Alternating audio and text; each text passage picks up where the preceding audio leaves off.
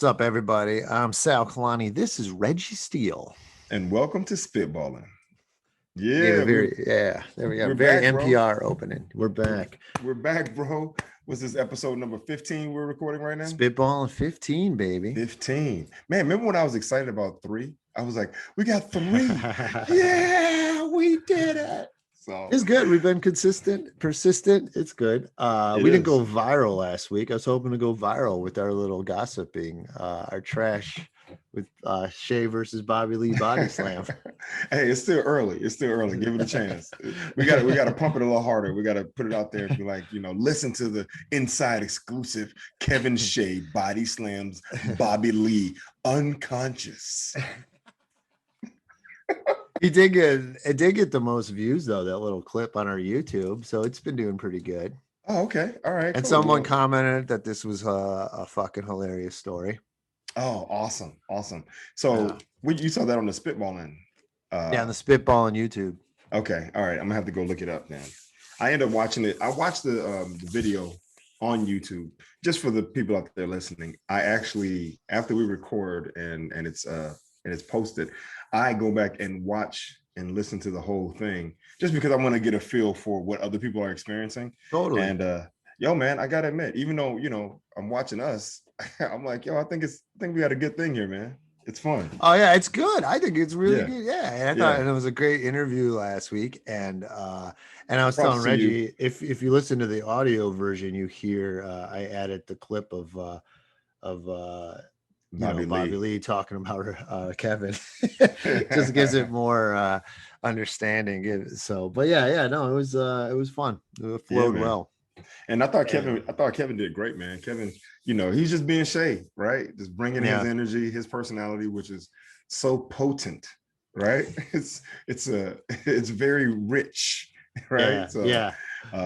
And he's so sincere, you know what I mean? I think he's a comedian through and through, right? Like that whole thing with some lack of boundaries, maybe, and kind of living on the edge a little bit.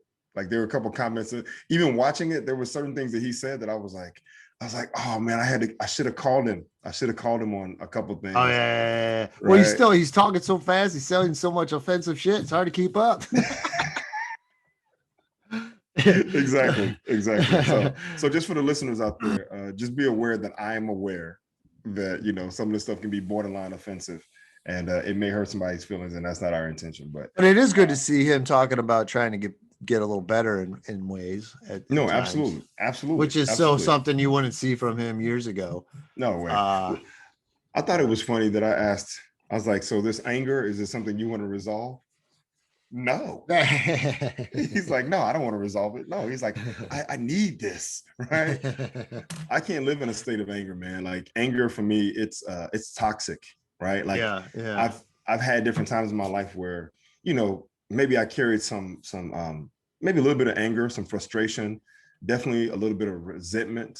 And this is totally, and I'll throw his name out there because I don't care, but this has totally been in regards to Ernie Kent, my coach at college. Own coach, right? Coach at St. Mary's, because he kind of sold himself one way, and he basically didn't live up to, it was like false advertisement. You know what I mean? It's like, hey, this is what they see up front. And then when you get there, it's something completely different. And so a lot of us felt like we were, misled and kind of manipulated. And even a lot of guys on the team felt that. Oh man, dude, the dude was so disingenuous. He was not sincere at all. And so, at that stage in our lives, we're kind of trusting this guy to be who he says he is.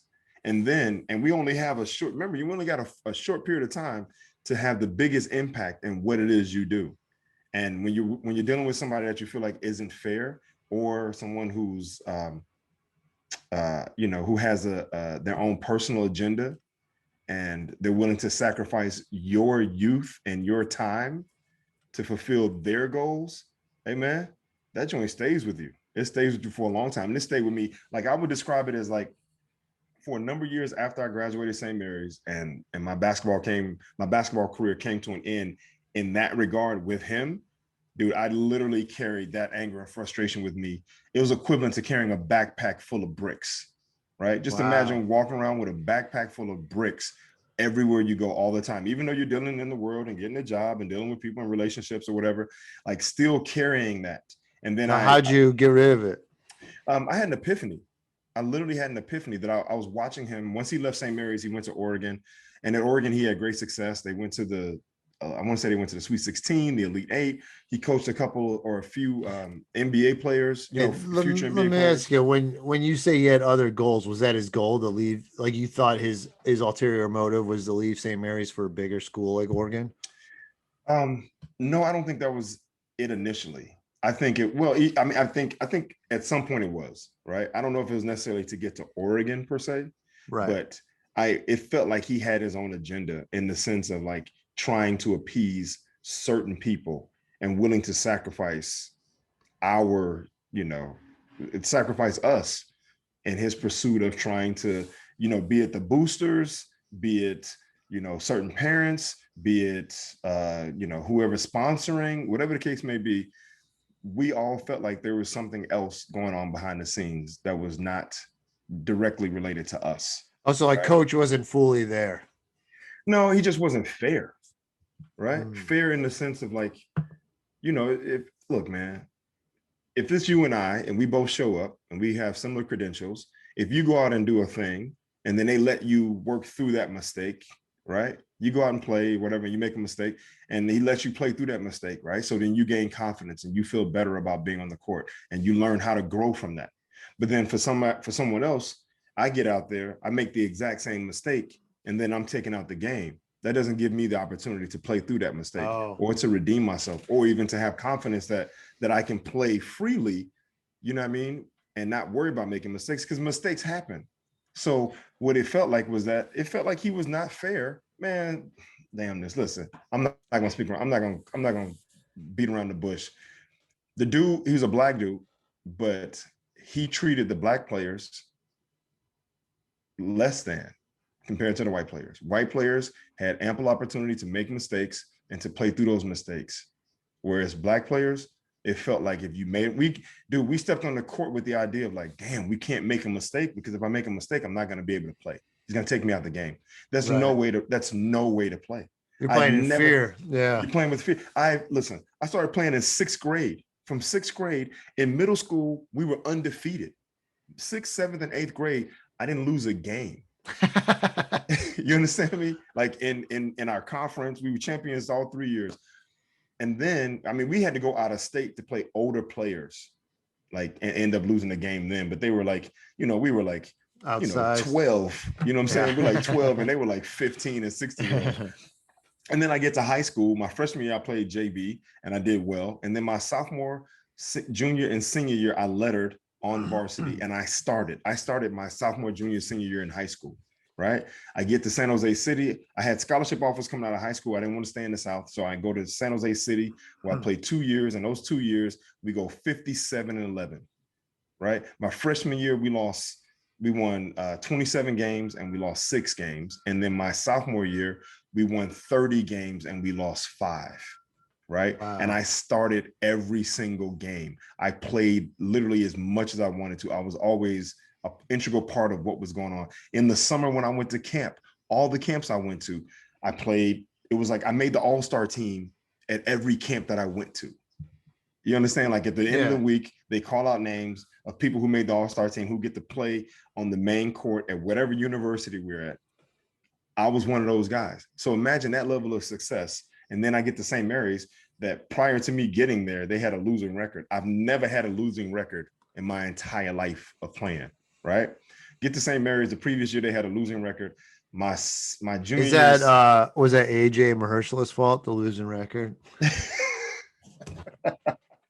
No, it wasn't their fault. They were there though, right? They were there. AJ, CJ, Yvonne, Josh, Cameron, Daniel, Daryl Daniels, Martell Bland, Troy McCoy. Like those are guys that end up leaving.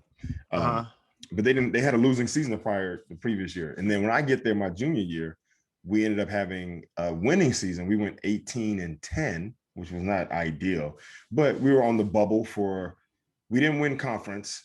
Gonzaga ended up winning conference that year. And then we were on the bubble for the NIT. So we literally are sitting there watching the selection to see if we're going to get in the NIT to keep the season going, and we end up not making NIT.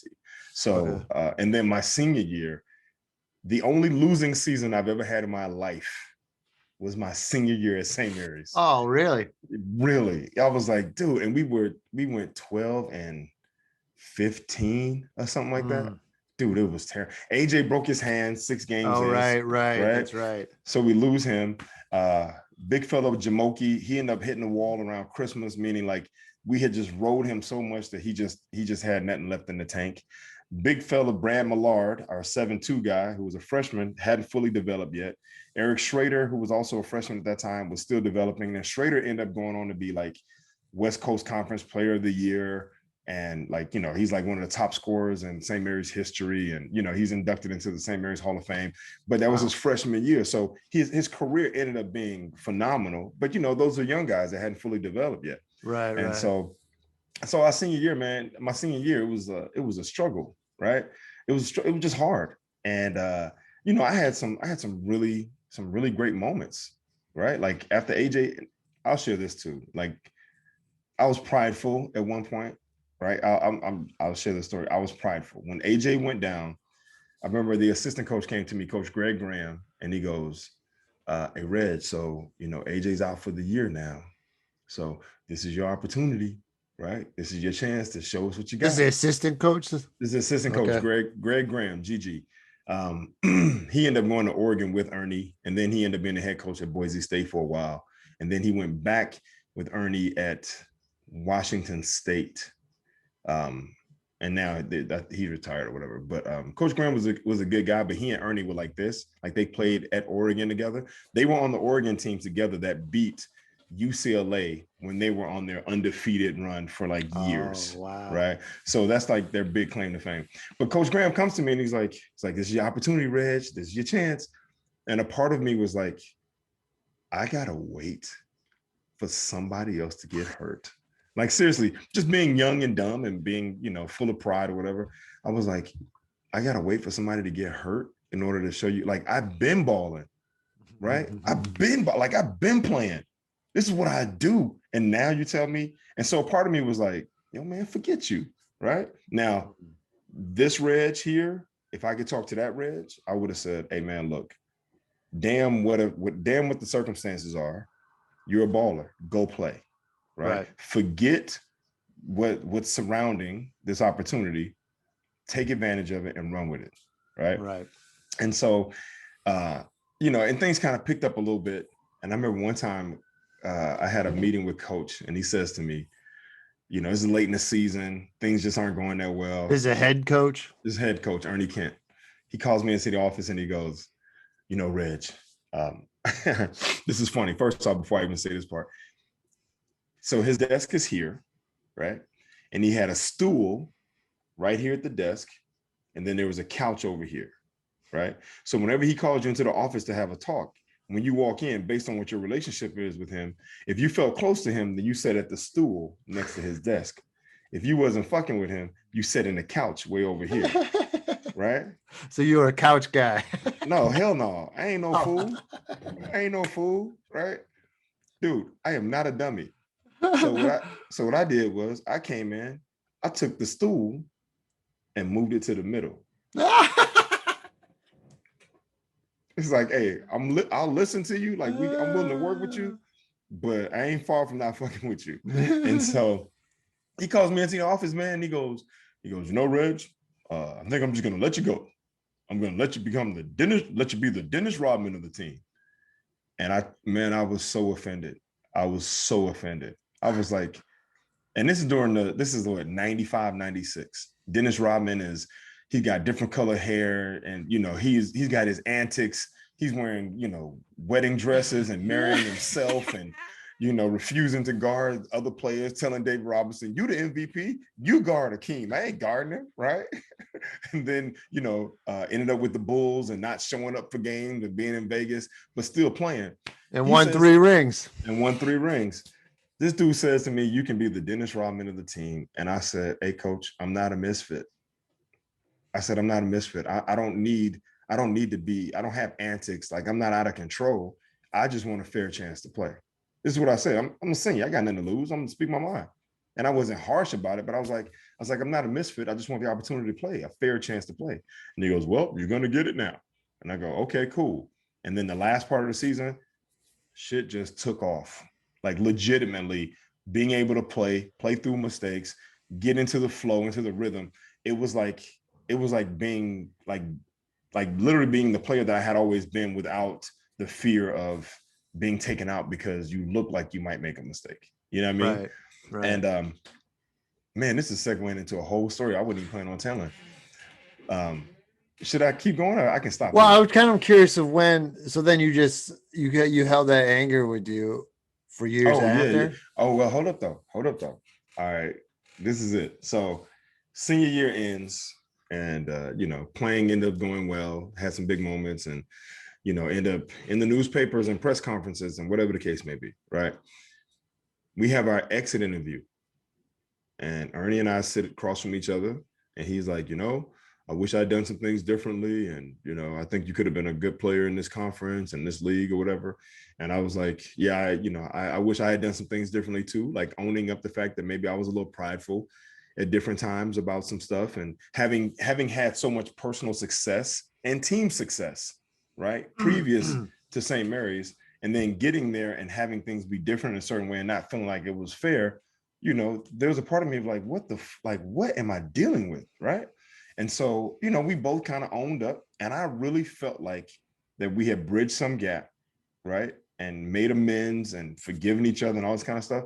And that's, me, Sal, like that's my natural state of being, right? Like I am a forgiving person. Like shit happens all the time. I ain't tripping, right? I ain't hurt by it, right?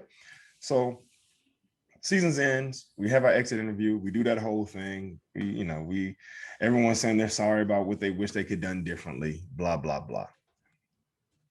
I get a call from an agent named Miles McAfee, right? Miles McAfee hits me up after the season. Now he can make contact with players. And Miles says to me, hey, Reg, this is Miles McAfee. I'm an agent with whatever company. And I saw you the second half of the season. And I really think that you have an opportunity to continue playing basketball after college. Is this something that is this something that you're interested in? And I go, yeah, absolutely. Yeah, man. Yeah, let's do it. Right? Like, yeah, I want to play. Right. He goes, okay, well, he goes, I think I can get you. He's like, I'd like to get you into a CBA camp, which was the Continental Basketball Association at that time, which was it's like the equivalent to the G League now, like the minor league NBA. Right. Mm-hmm. He goes, but I'm going to be honest with you, coming out of college, you're not necessarily a marquee player. You're not like some big household name. So I need to get a recommendation from your coach, right, to get you into this camp. And I go, okay, yeah, that's not a problem. Ernie and I, we squashed all our differences, so that shouldn't be a problem. He goes, okay, all right, that's fine. He's like, I get that. We'll get the ball rolling, and we'll make some good things happen. I'm like, cool, man. Let's just assume that this was on a Monday, right? I hang up the phone feeling good. Like, yo, man, all right, yo, this joint, like, I'm like, yo, I've always felt like the same thing with comedy. I'm like, yo, you get me in the room and you get me on the stage, I'll show and prove. It ain't no question about it, right? Same thing. You get me in the camp, you get me on the court, you get me with the players, with the ball, the coaches, whatever they need, whatever they asking for, I can do that. So we'll say this on a Monday. I don't hear anything on Tuesday. And then like Wednesday, he calls me. Actually, no, we'll say Tuesday evening, right? Tuesday evening, I get a call from Miles, and he goes, hey, Reg, so I talked to Ernie, and I said, oh, okay, all right, cool. And he goes, I'm not sure what type of relationship you guys had, but he said that he didn't feel comfortable referring a reserve player, recommending a reserve player for him. And I said, really? I said, he said that? What's a reserve player? Just means like, not a starter, like a guy who's coming off the bench. You know what I mean? Like, you weren't starter? You were sixth man? Yeah, maybe seventh. Okay. Seventh or eighth. Like it, toward the end I started, like toward the end of my senior year, I started. A few handful of games here and there, which and that's a whole nother story. You were small forward or power forward? Oh, small. I couldn't be a power forward at that level. Small forward. And that's a whole nother conversation about the mental aspect of starting your entire life, being an integral part of the team. And then all of a sudden now you got to go and you got to like sit on the bench and wait. And you started at San Jose also?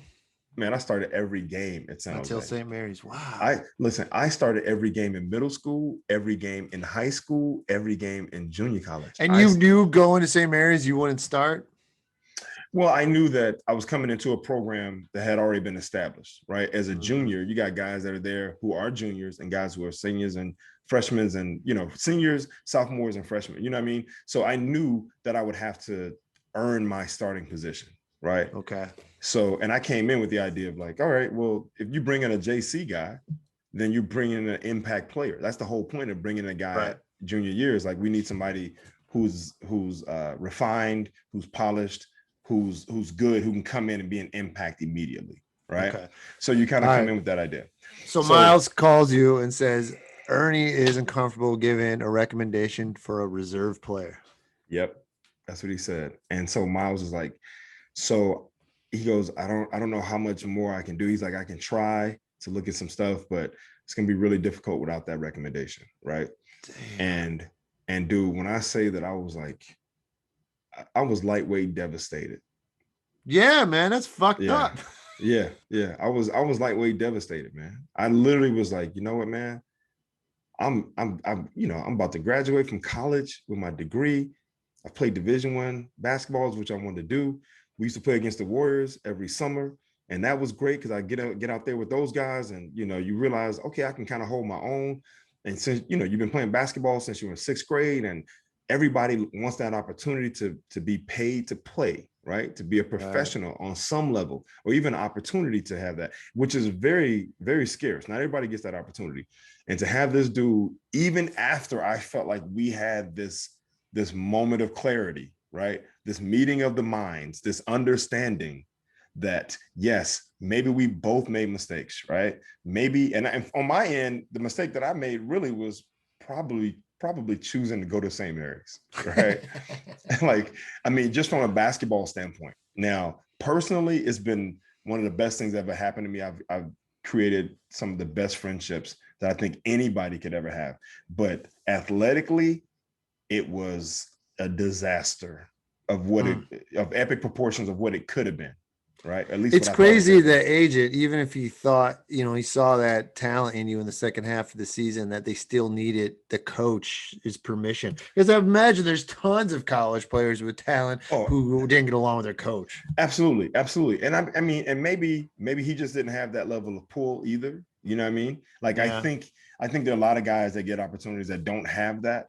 But I also think that there are so many guys that do have it, that they're limited spots. You know what I mean? There's only like 15 teams. And then you got the guys who are the marquee players that don't get drafted. Like, to even just get a look, you got to have an endorsement, right? Like, you got to have an endorsement. That's messed up, dude. Or you got to have stats, right? You either have the endorsement, or you got like, this guy went to a small school, but he averaged 35 points a game, 15 rebounds, 2 blocks, 4 steals. You know what I mean? They go, all right, let's get him in, right? So I was like, yo, man, all right, you know what? Fuck it. I'm just gonna go be a regular dude. I was like, I'm gonna go do what everybody else has done. I'm just gonna get a job into society and just become a regular ass dude that just, all I do is go to work and go home and then, play around. I hate myself. Right. So I did that. Hate my life. Well, I didn't hate my life. Was that when you were working at a rental car place? That came later. First, I was working. First, I had to go to summer school to finish like an elective to finish my degree. So I did that, and then I had like a telemarketer job for a minute just to make a couple dollars.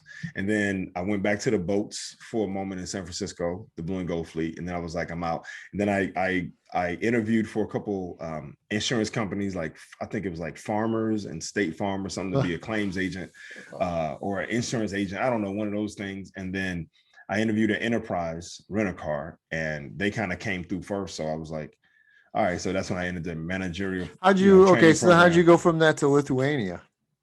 So this is a good story. So, or Latvia. Latvia. So what happened was, after graduating, dude, I didn't touch a basketball for, I don't know, almost a year. Like I His wouldn't. Reg hates basketball. Yeah. All right. So I didn't touch a basketball. I would watch games occasionally, but I wasn't really into it like that. And I went to a game at St. Mary's after leaving and everything. And it was the first time in my life that I had ever attended a game as a pure spectator, right? Wow. Right? Like previously, you go to games, but you always had a game to play. You know what I mean? Like you were part of something that was involved in this. So you almost look at it with, like, as a comedian, we look at other comics with an analytical eye. You know what I mean? Like it's hard to just sit and watch somebody without thinking about maybe, oh, where's this joke going? And, oh, that's a good tag. Right, oh man, right. You know what I mean? From a critical eye or analytical eye. So I'm sitting in the stands watching. That's why I feel it's so hard for me to enjoy it unless it's someone I really love and want to learn from. Absolutely. That's why Dave Chappelle is so good, because I watch Dave and all that analysis drops to the side and I find myself as a pure fan again. Right. And which is hard as a comic. You're right. Most of the times if I see something, like, all right, that's funny. You know what I mean? Like it's hard to get. Well, that's how comedians laugh, right? We laugh like this. Oh, that's funny. No, that's good. Yeah. That's good. Okay. Yeah. All right. And so I'm watching this game, man, and I swear to you, Sal, it was like a bird's eye view of the game. Just imagine being in a forest and all you see is trees in front of you wherever you go, and all of a sudden someone picks you up out of the forest and puts you up on a mountain, and then you can see the whole forest, and you can see where the destination is, where the goal is, right? The finish line. I swear to you, man, I was watching this game, and when I say it was an epiphany, man, it was like, I was like, yo, the back door is open. This kid is overplaying, right? Or this kid is too slow. He can't guard him. Or this guy only goes left. Push him right. He'll give the ball. You know what I mean? Like my head was turning, and I was sitting. I was like, oh my God, I gotta play basketball. What am I doing? I gotta play basketball. So I started playing in these adult leagues in Alameda, right? Wow. I'm playing in these adult leagues, and I'm killing. We winning. Like I'm out there with these guys who played, high school basketball and, recreational, and maybe a guy played some JC ball or played Division II, Division III. And as a former D1 athlete at this point, who's still in phenomenal shape and jumping out the gym and doing whatever I want to do, I was killing these dudes. And so this guy on my team, a guy named Steve Sauter, he says to me, Steve can shoot the lights out, small dude, but he can shoot the lights out. He goes, dude, why are you playing in these leagues? Like, what are you doing here? I go, oh man, it's fun. And, I graduated a year ago now, and I don't have any more connects. So, just a way to stay busy. And I was playing in the San Francisco Pro-Am too. So I got my feel with playing with the guys who were coming home, the, European players who were coming back, the college players who were at home. Some pros would come through, and I was playing in the Pro-Am, played San Francisco Pro-Am for maybe 4 years or something like that. And a few years or whatever. And we won the championship in 99. Phil Handy was on my team. That's the assistant coach with the Lakers. That's how I know Phil. And Lloyd Pierce, who was the head coach for the Atlanta Hawks, was on my team. And Lloyd and I played against each other. He went to Santa Clara, I went to St. Mary's, we're rivals. And I knew Lloyd when he was in high school in San Jose. He went to Yerba Buena. I was at San Jose City. They would come up and play in the summertime. So I met him then. So yeah, man. And so Steve is like, yo, man, why are you playing these leagues, man? What are you doing? You should be overseas. And I go, well, I don't know anybody anymore, right? And he goes, I know someone. And I go, shut up. And he's like, yeah. He's like, yo, let me make some calls. So at this time of the year where we're playing, he made some calls, talked to some people about me, and basically my name ended up being on a couple like rosters as far as a person to potentially call if they need to switch out, like one of the import players, right? So I didn't get a call at that time. Like I'm on the list. He's like, I got your name on a couple of lists as an option to somebody to bring in if they're not happy with who they have, right? And I'm like, wow, okay, this is cool. So that kind of motivates me. I'm like, yo, I gotta keep working out, because you never know when you're gonna get that call, right? Right. So that season comes to an end. I keep working out. I'm still working at Enterprise, whatever the case may be, and keep working out, working on my game, staying busy, playing the San Francisco Pro-Am.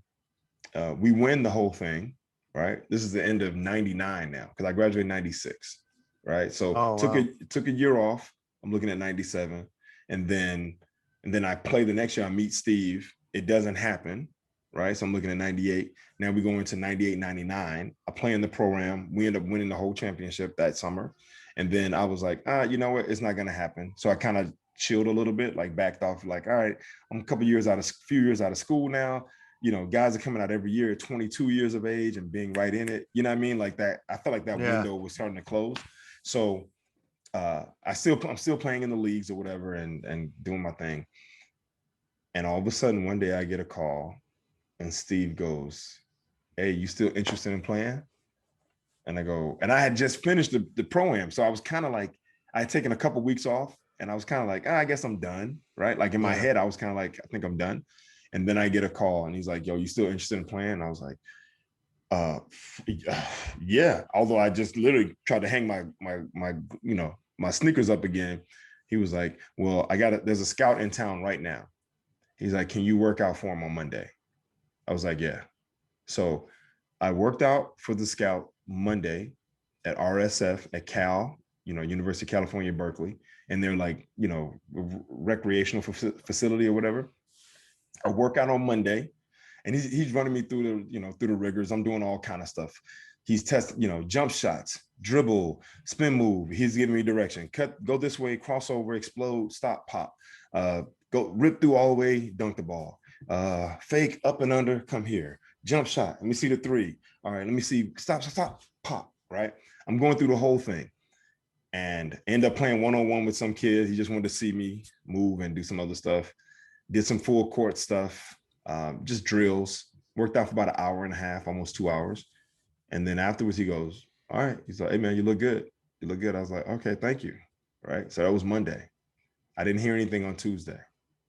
On Wednesday, I had 3 offers. Wow. I had Latvia, Lithuania, and Poland, all based on this scout's, review of me. Wow. Right. And so I looked at all 3 countries. I'd heard of Poland. I heard of Latvia, but I heard of Lithuania, but I had never heard of Latvia. And so that's how I kind of chose it. I was like, well, I literally was like, I never heard of that country. Like, that would be fun. All right, let's go there.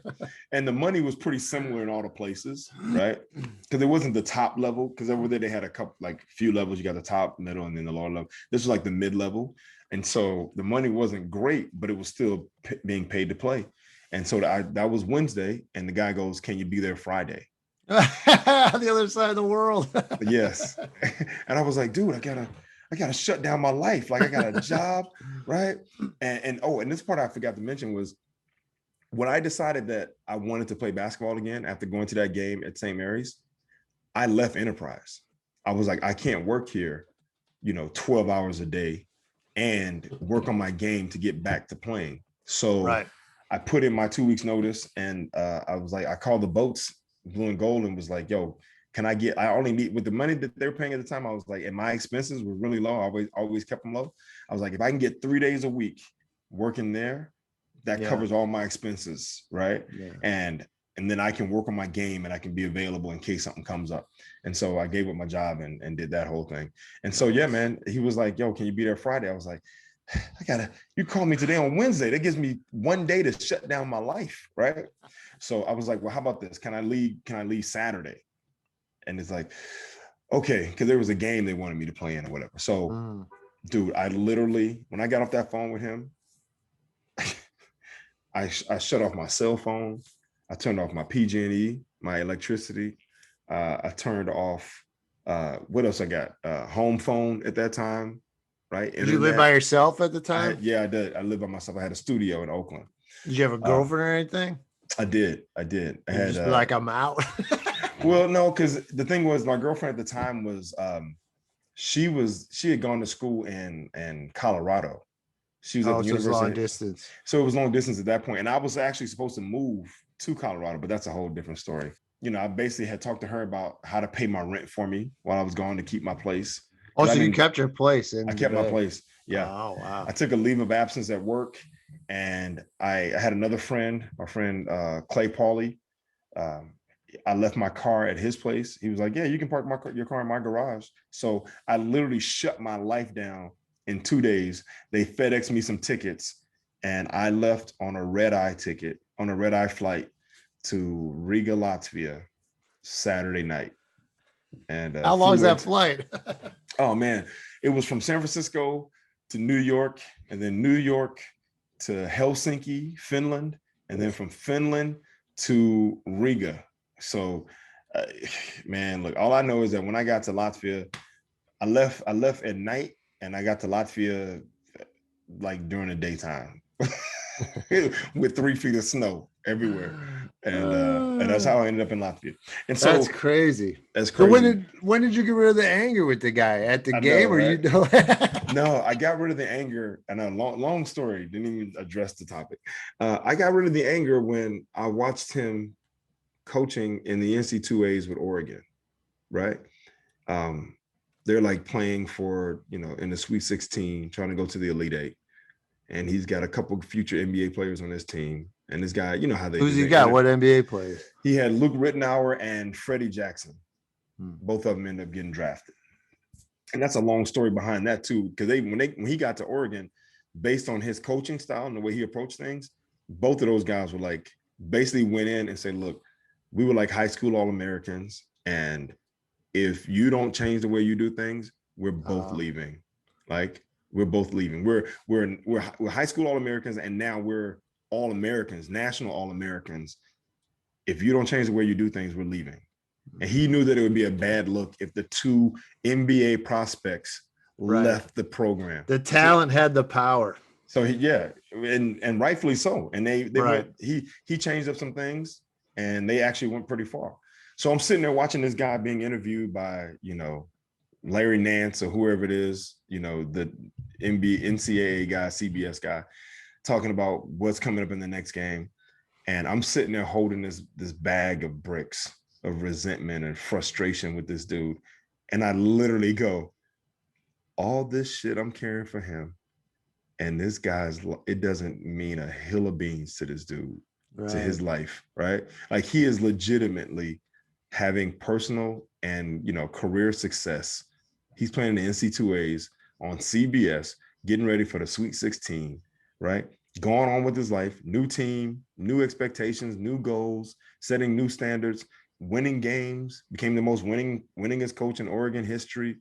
And I'm sitting here watching this guy with this backpack full of shit from 1990, whatever. I was like, man, fuck this. I took that shit off and dropped it. I was like, I'm done. I was like, I could care less. And I've seen him since, right, on different occasions, just in person, just because of, other events that have taken place in our lives, as far as like, losing people that we both knew, and him being invited to, or him being in the same place. Like when AJ had his bachelor party in Vegas, this dude happened to be in Vegas at the same time. And so he wanted to meet up with all of us. And so we're sitting there with him.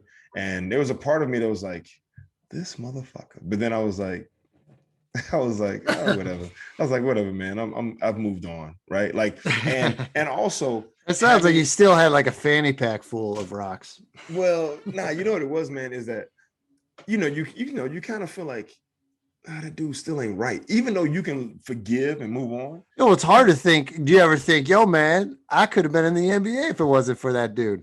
No. I knew I wasn't going to be in the NBA.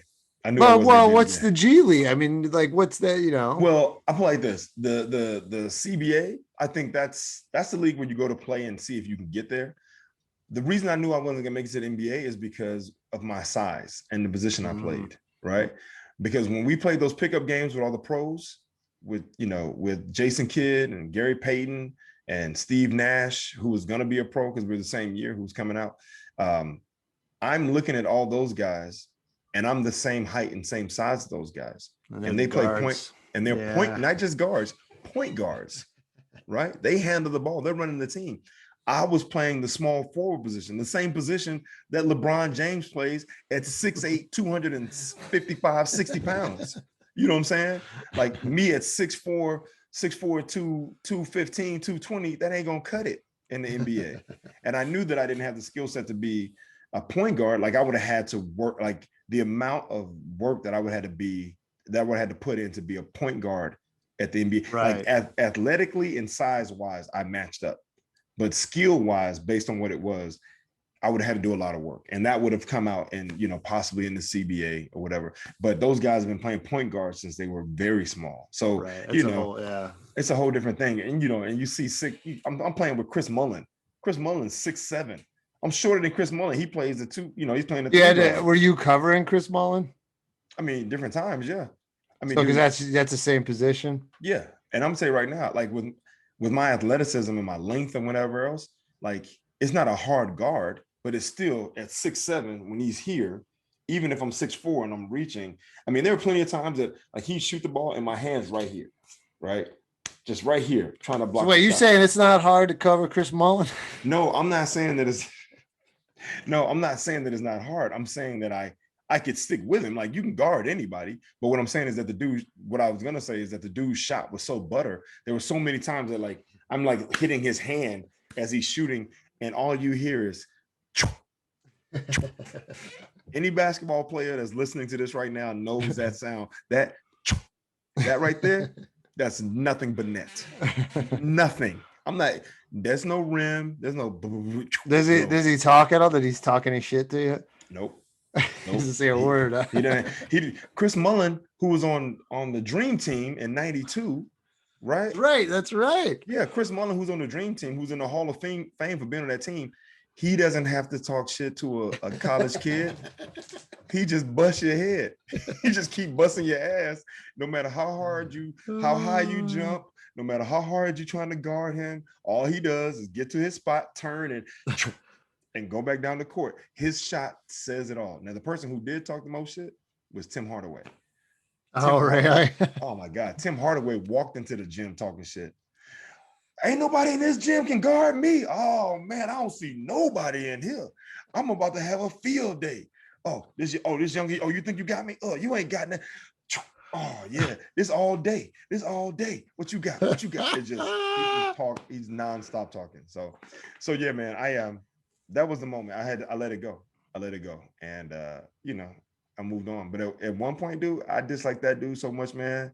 I ain't like his kids. I was like, ugh. I was like, look at his offspring. They gonna be just like ugh. So man. Well, yeah. Damn, dude, that was an adventurous way to go. To try. No, that's crazy though, man. That's wow. Yeah, wow. Man. And then I started, at some point I became a comedian. And so there you go. Cool, man. Hold on, dude. We got to address this real quick because we literally had something in mind to talk about. Oh yeah. So yeah. Oh, well, I was catching heat before. I was catching heat the week before Shay was on. Okay. And that's why I didn't bring it up because we had our interview. But well, do you know about Trevor Bauer, the pitcher for the Dodgers? Did you hear about this story? I didn't hear the story, but I saw that his name was in the media, and I saw that you made a post about him. That's what started. Yeah, you made a post about him in relation to Bill Cosby. Bill Cosby, because it was both in the same week. And Trevor Bauer, I was like, all I posted with the article was what he was still supposed to pitch on Sunday after these accusations came out. Hence, then he didn't pitch. What were the accusations? All right. Well, so what happened was this girl and him were messaging on Instagram, and he was saying that and he would say stuff, oh, you like rough sex? You like it rough? And she's like, yeah, okay. He's like, I'll choke you. He's like, yeah, choke me out, baby. Whatever. Rich, famous guy, right? Yeah. So she goes up from San Diego to his place in Pasadena.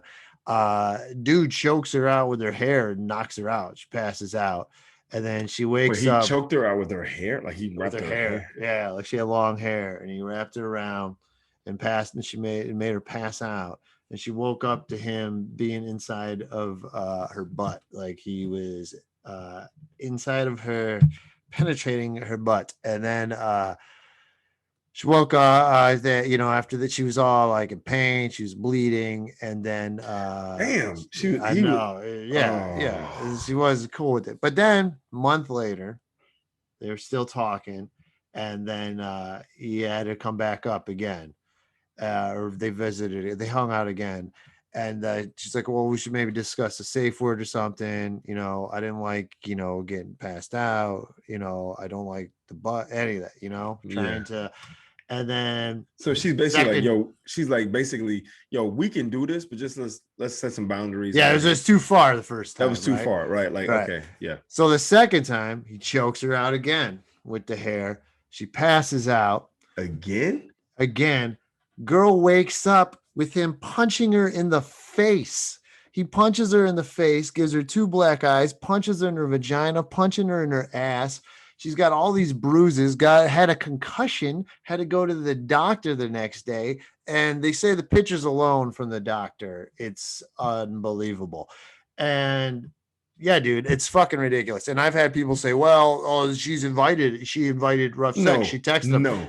Nobody invites getting punched in the goddamn face when you're knocked the fuck out. No, she did not agree to any of that. To this. Anyone who thinks that she agreed to that is out of their friggin' mind, right? Yeah. Now, look, they discussed a certain thing, and even in that, she said, let's discuss boundaries. Like, let's come up with a safe word so that it doesn't go too far. And I don't like this. And then he does the same thing, and then he takes it up a notch.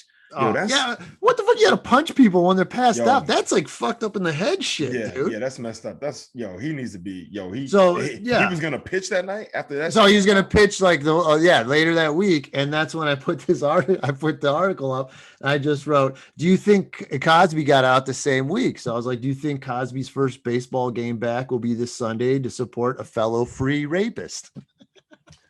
Okay. Well, I don't know. The thing was, I don't know if you can call him a rapist, though. The anal thing is, but it's sexual assault is what sexual assault. I mean, it's sexual assault, and it's actually. But that's not as a funny word, Reg, when you're doing the delivery. Okay, I get it. Hey, it's the same ballpark. Well, no. I mean, I thought it was just. I was just gonna say just straight up assault, right? Right. Because the sex was consensual. She was down for the sex, and she was down for the choking. It's just he took it too far. Well, she wasn't down for the butt sex. But that hadn't been established yet.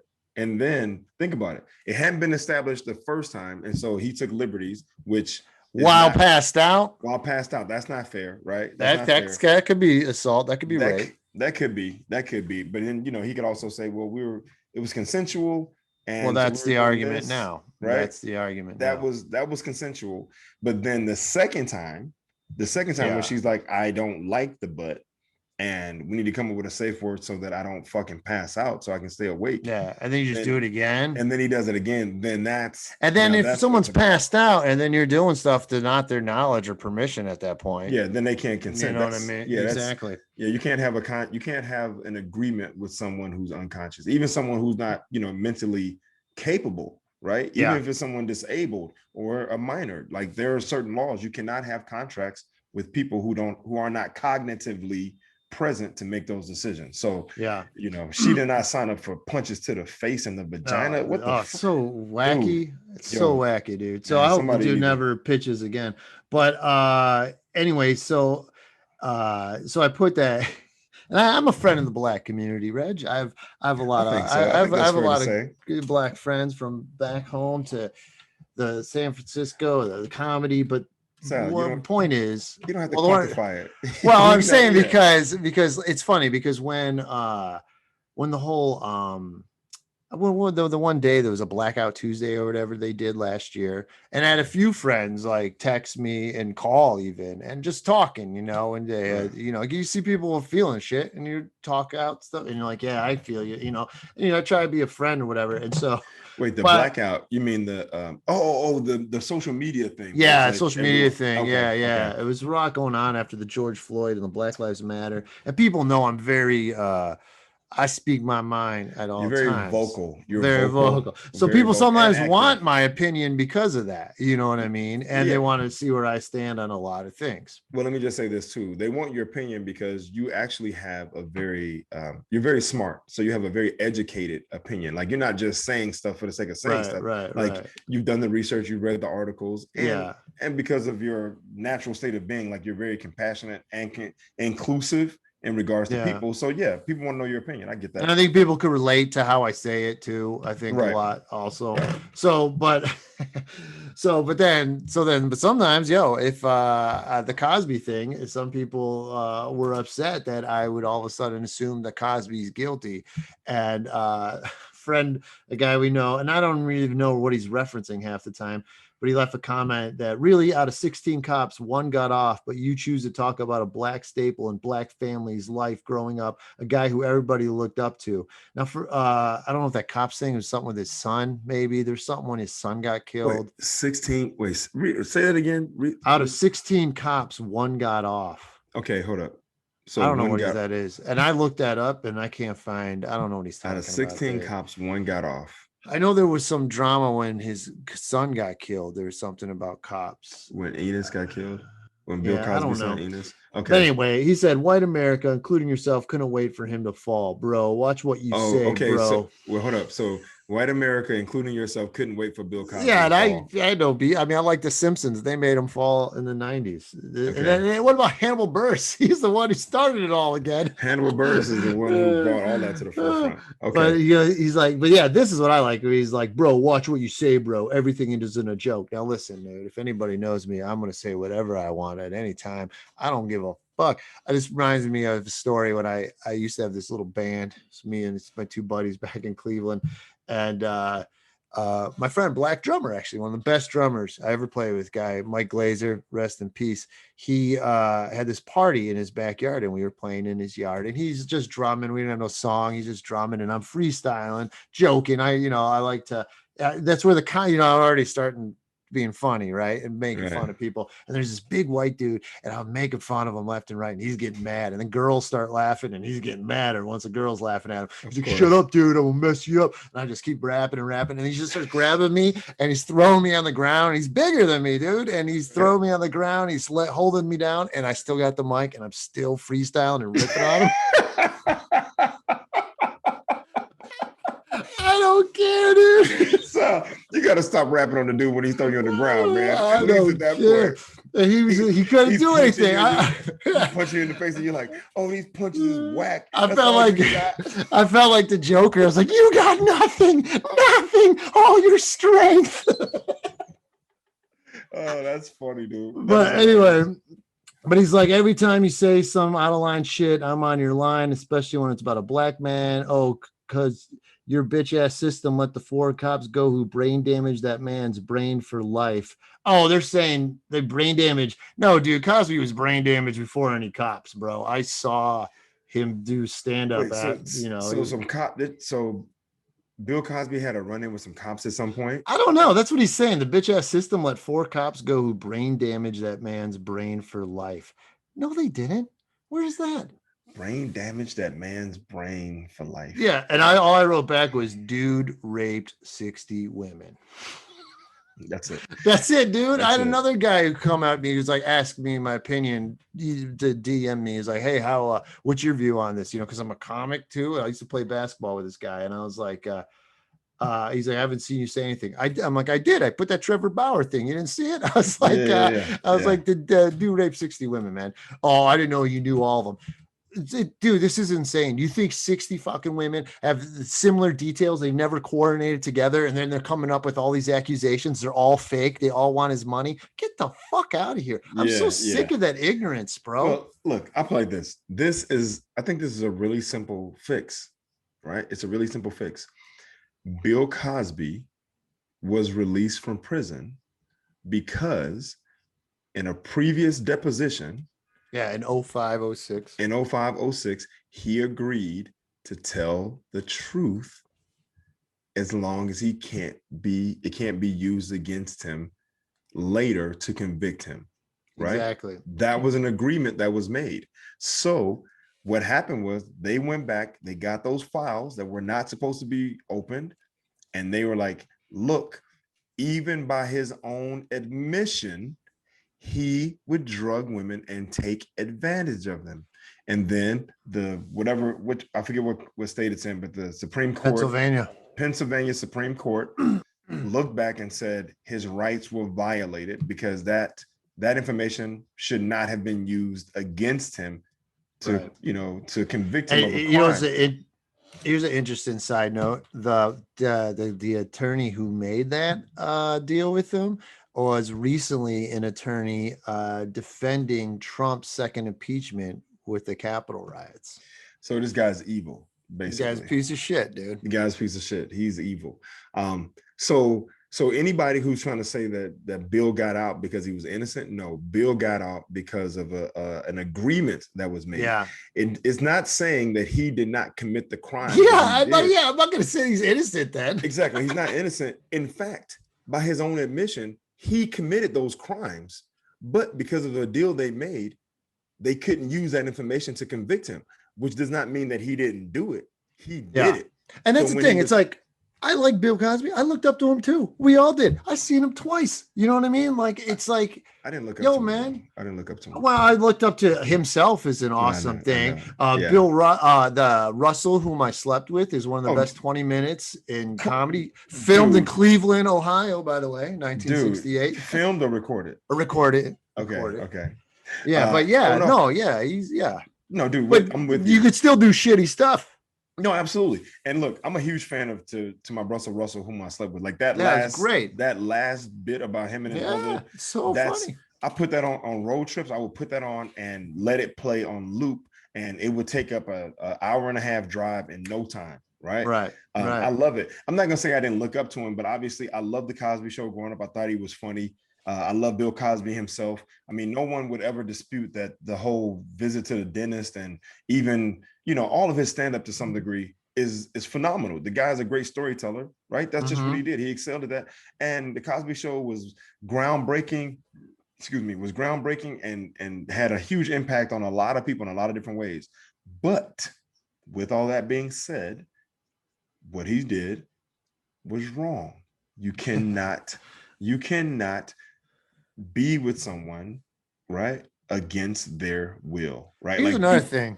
Without their consent. Like, that's just wrong. I think a lot of these pathetic dudes, like, why the fuck would you have to drug them? You're rich and famous. See, you're rich and famous. Like, what the But Sal, you're trying to ask a question that doesn't make sense because you're taking it from the standpoint of like, dude, you got money. Why? But that's not what it's about.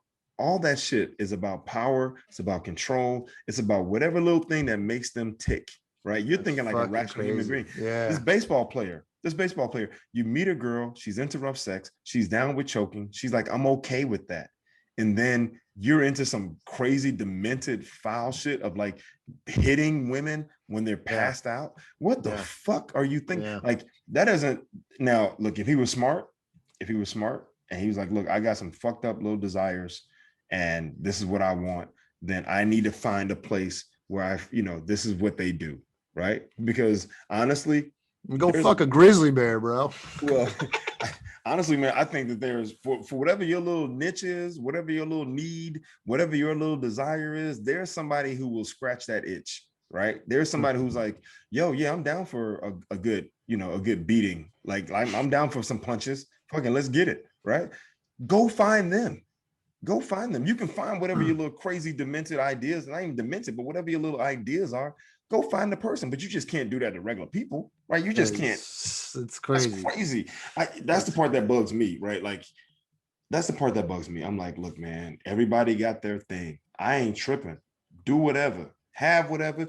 Be with whoever. Whatever you want to do, fine with me. As long as you ain't killing nobody and hurt nobody against their will, have at it. But go find the person that's into that same shit, right? Yeah. If your joint is about smacking your Johnson with a hammer and it gets you off, then find some bitch who's like, yo, I like to hit dicks with hammers. Well, that's great, because I like to get hit in the dick with a hammer. Ooh, we gonna be happy.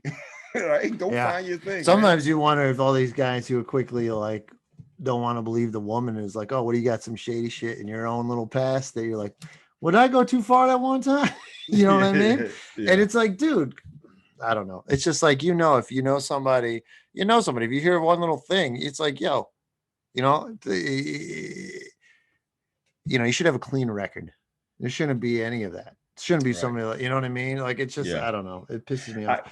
It bothers me too. I mean, like, I look at guys, I mean, we can go through the whole history of men and and men in positions of power with access and money.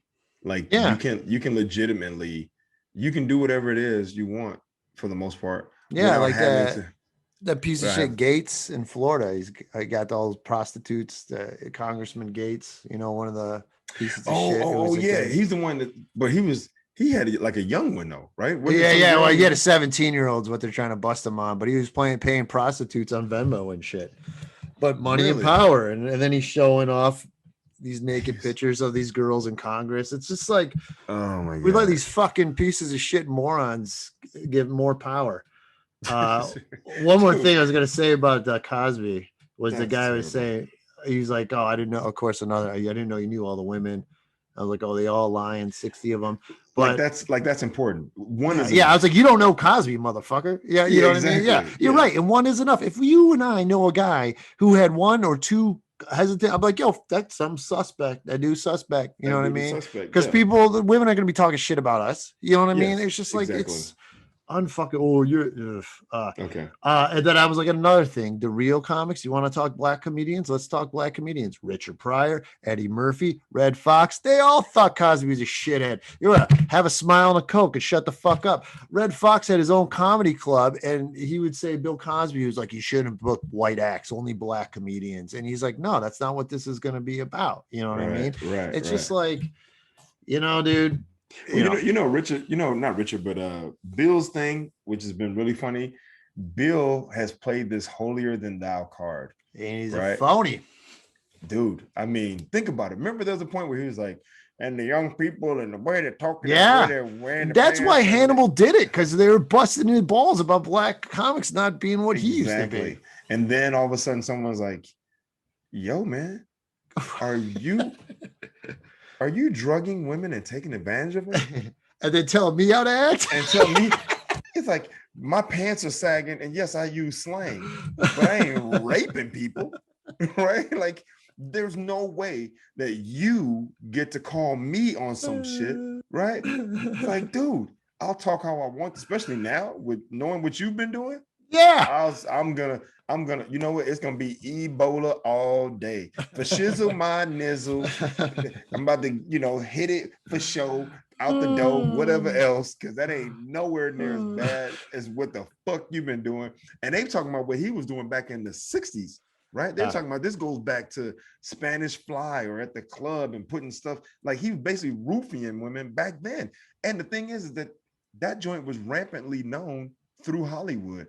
That was kind of people know, like, dude, we knew about Louis C.K. jerking off in front of women 5 years before it was announced. Yep. And we're nobodies in the game. And we're nobodies. But you heard stories like, yo, did you hear about this dude doing this? And like, yo, that's crazy. Like, the comedy community is a small community.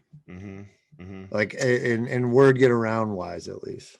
Yeah, dude, that's the thing that gets me about these dudes, right? Like, I'm always like, yo, man, I don't know why. We could look at Tiger Woods and shit too. If you go Tiger, I'm just like, dude, you could have. Yeah, look, I'm not even gonna address it. I'm just gonna say that, these dudes be out of control, man. And you can find what you're looking for in a sustainable way. That's it. You can find what you're looking for in a sustainable way so that it's consensual with both parties. Yeah, and if there's stuff beyond that, go see a fucking therapist. There you go. Go see. All right, well, that was a good one, Reg. We knocked it out, bro. Yeah, man, that was fun. I'm glad we got to your topic too. The one that yeah. Because this was literally just me telling, like, well, hey, man, no, maybe Ernie Kent will retweet it. EK, I doubt it. He's just recently he had some personal health problems. I think he's gonna be okay, right? As far as like he had surgery. I don't wish bad on the guy. Like, I would never wish bad on anybody. But he was definitely looking at some health issues recently, and so hopefully he gets better. But yeah, man, that's this was fun, man. All right, brother. Well, sign us off. All right. Hey, folks, thank you for listening. Oh, hey, this week, I got Kevin Shea is going to be doing Diablo this week. Dude, you just missing my whole sign. I know. I got to get my promo in before. Should have done it at the beginning. But yeah, Kevin Shea this week. Kevin Shea this week at Diablo in Silver Lake. Silver Lake. Sal's free show that has phenomenal, has good tacos and phenomenal comedians coming through. Like I said last week, writers, actors, nationally touring headliners. These guys are going to this show because it's a great room. They're getting a nice audience and they want to work out some stuff. I don't know about all that part, but it's a dude. Let me just pump your show. You're right. Go ahead, Reg. Close us out. I'm like, go check out, and you also get to see Sal Kalani, right? The co-host of Spitballin with me, Reggie Steele. Thank you guys for tuning in. We appreciate it. Keep watching, keep liking, subscribing, share with your friends, and we'll see you next week. Peace.